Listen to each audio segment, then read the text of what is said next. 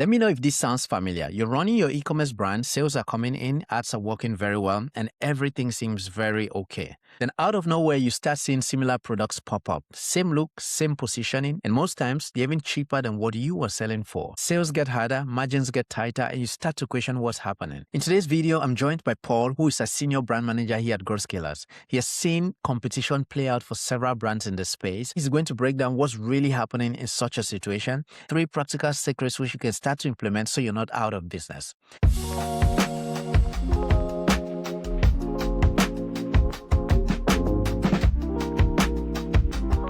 Thanks for joining me, Paul. Let's talk about competition. When brands say competition has increased, what are they actually experiencing inside the business? When people say competition has increased, it almost always means overseas sellers. They're not talking about the guy down the street. They're not talking about a new brand. Those brands have been around forever, right? They're talking about the overseas sellers who have noticed that other businesses are doing well. They could be a manufacturer themselves that's already making a similar product, or even worse is when they are your manufacturer and they've suddenly started jumping into the market, offering a lower retail price, and that really hurts the bottom line of the original brand. And in situations like this, where do you think that most of these established brands fall behind? When Most established brands fall behind because they fail to adapt. I mean, they managed to enter the market by typically serving a niche. Like they identified a niche, they made a product, they pushed it out there.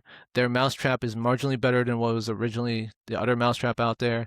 And then for some reason, they stopped. They think this is the original, this is the best. It doesn't get any better. And that's a big problem. Do you feel differentiation has a part to play in this? How important is it, and where do most brands get it wrong? Extremely important. If you have a screwdriver with a red handle, okay, how many other screwdrivers out there are with a red handle? They all look the same. So what does the consumer look for in the end?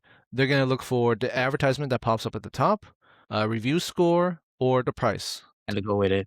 And they just go with it. And in the end, the product might not be that much different from what they imagined. And then you've lost that customer, not only for that one sale, you may have lost that customer for life. In such a situation, what should the brands be doing? Just to follow up to the previous question. They need to talk about what makes their brand different to begin with. When you entered the market, was it packaging? Was it marketing? Was it the product itself? Your price point, function, trademark, utility patent, design patent? One of those needs to exist. If you are selling a generic in 2026, you're going to fall behind because there's just no way to match the overseas sellers who have a better margin than you do and are willing to accept a lower margin as well. What are the biggest growth levers the brands should be focusing on when dealing with competition? What do you think those are? They need to understand what their unique selling point is. What makes them different?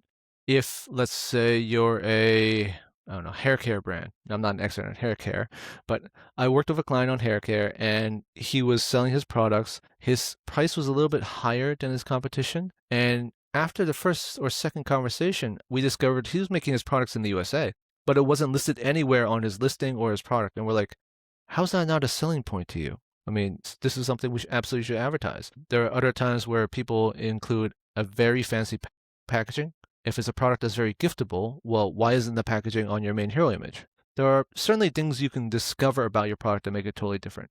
Now, if your product has absolutely nothing different about it, then your business is going to need to think about how to make it different. Now, thankfully, as Americans, we have a very generous R&D tax code. Now, I'm going to preface by saying I am not a tax professional.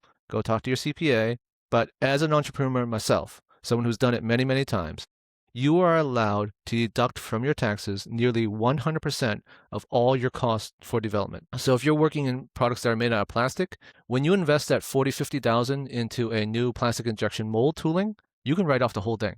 So now you have a unique shape and arguably a better shape than what is already existing out there. That makes your product different. Your per unit cost usually doesn't change. It might even come down if you do it like a dual cavity or whatever. And now you've got a product that stands out from the marketplace. You need to continually innovate, or you're going to be left behind. You said a lot of brands you've worked with, and some of the brands that you are managing now, you've helped them get out of the competition phase, or at least just stand out in what they're doing. What do you think a brand that is listening to you right now should be doing to break out of that plateau, that competition level, and just stand out and continue to make good sales? What should they be doing? Oof, that's a tough question because it differs by category. There are some categories where a brand is selling a very nice kitchen knife, and arguably I told them you should be raising your price, not lowering your price. You need what's known as novelty bias is what it's called.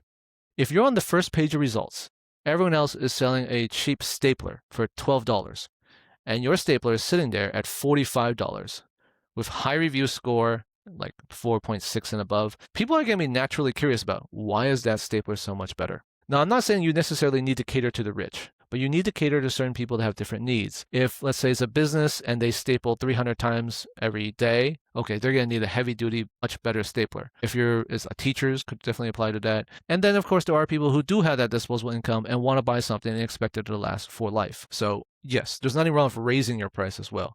Other ways to increase your price, color. Seems pretty simple. But if you're not exploring which color matches best to your consumer, I mean, yes, black is always going to sell better than everything else combined, but it doesn't matter. You need to offer multiple color patterns as well. Styles, colors, etc. People like a bit of uniqueness to their products these days. You look at like Owala brand or any water bottle brand, actually, it gets ridiculous how many color combinations they have. But they do that for a reason. It works. Yeah. A lot of brands, they seem to have given up after a while and they just settle like, oh, these are my 6 colors. These are my designs. These are my shapes. And they wonder why they're falling behind to the competition. It's not a surprise to me.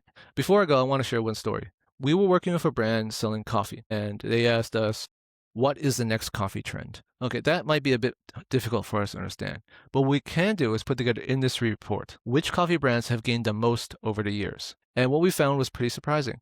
Coffee brands that specialize in additives were doing the best year over year. Additives like this coffee restores trace minerals back into you. Cardiovascular health, we had a lot of mushroom coffee. But the results can be kind of surprising. And when you don't have access to that kind of data, and you're only viewing it from your own sort of narrow view of what you think coffee is, you're not going to be able to see what the bigger picture is. So that sort of data report really helps us. And frankly, I like running those kind of data reports. So there are ways we can help a brand. Yeah. Totally agree. If you're a brand that doesn't know what direction you should go, I can give you I can't guarantee results. Of course not. I wish I could. If I could guarantee results, I'd have my own private island right now. At the very least, I can tell you which way the data is pointing. Yeah. And if you want to grow your e-commerce brand, then check out the link in the description. Right now, we have a few spots left for the free month offer, which means GrowthScalers is going to manage your ads, your email marketing, your store, all for free for the first month. Check out the first link in the description and sign up today.